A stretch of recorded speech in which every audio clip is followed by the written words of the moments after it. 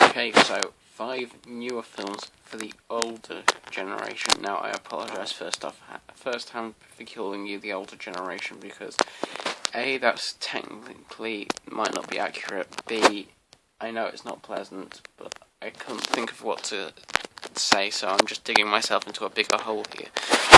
My first film was actually a documentary, but not a documentary at the same time. It was based on the life of a director I mentioned in my previous video, and the film is Hitchcock, starring Anthony Hopkins as Alfred Hitchcock. Now, it's one of those films that you have to see to believe, because it basically looks at behind the scenes of the horror-making ways of Alfred Hitchcock. I believe it's also got Helen Mirren and Scarlett Johansson in. It might not have Helen Mirren. I'll just take a look quickly. But it is a very well and very impressive made film. Now, if you're thinking he's only saying this because it's an old film, well, not an old film, but like an old film director that we've heard of and we might be interested in, you're right, I am saying it because of that, because it is an interesting film, not just for for all horror and filmmaking fans, to be honest. I mean, a cast such as, it is Helen Mirren, I was correct, Anthony Hopkins, Helen Mirren and Scarlett Johansson in the same film, and the rating on IMDb is 6.9, which I know doesn't seem that high, but it is a very underrated and forgotten about film. It's not that scary, but it is based on horror, so therefore I'm putting it into this list.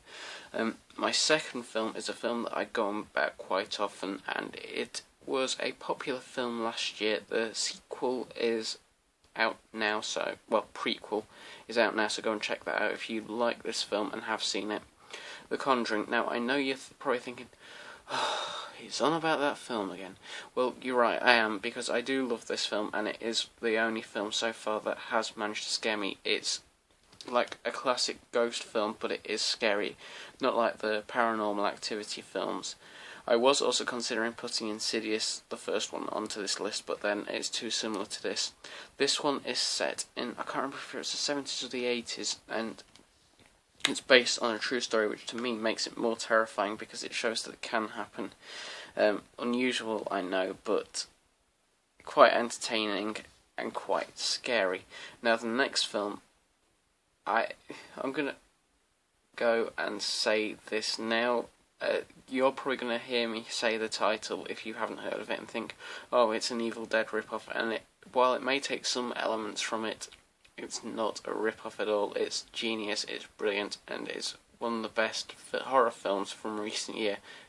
The Cabin in the Woods. Now, it's about five teenagers who go into a cabin in the woods and unleash an evil, but it turns out that the evil was planned and the sacrifice is to stop the world from ending, pretty much. Does it end up happening? I'm not going to say. Very smart script, very bloody and gory moments.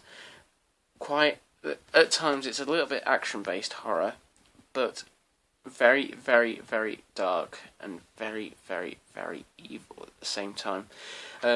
There's a notable cameo at the end from Sigourney Weaver, who most of you know as Ripley from Alien, so that's worth noting as well.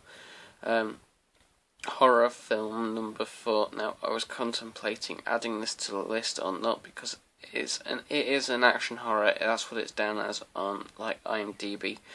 But at the same time, it was quite sickening, and I think that some of the older generation might get a bit of a kick out of it, because it's dark and it's twisted, just like some of the older films used to be, not unlike, say, your Paranormal Activity and stuff like that of recent. It's called Red State, and basically it's about 3 teenagers who are kidnapped by a church. Basically it's a cult.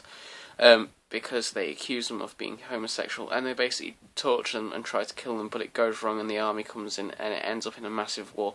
It's gory, it's fun, it's full of swearing, and the script from start to finish is genius. It's dark, but yet it works so brilliantly. I can't remember who directed it, I can't remember who's in it, but if you watch it, I guarantee, if you're a horror fan, you will more likely than not love this film. Film number 5 now. This one was a tough one to decide because I couldn't make my mind up. I wanted something that was, say, a little bit campish like the original Nightmare on Elm Street, but yet horror and full of darkness at the same time, which isn't that easy when you think about it. I mean, I could have gone for, let's say, like Leprechaun or something like that, but I decided instead to go for House of a Thousand Corpses by Rob Zombie. Now, I know that I reviewed it quite a while back, and I've reviewed it. I can't remember whether I've put it up. It might be coming up. Either it's just gone up or it's coming up soon.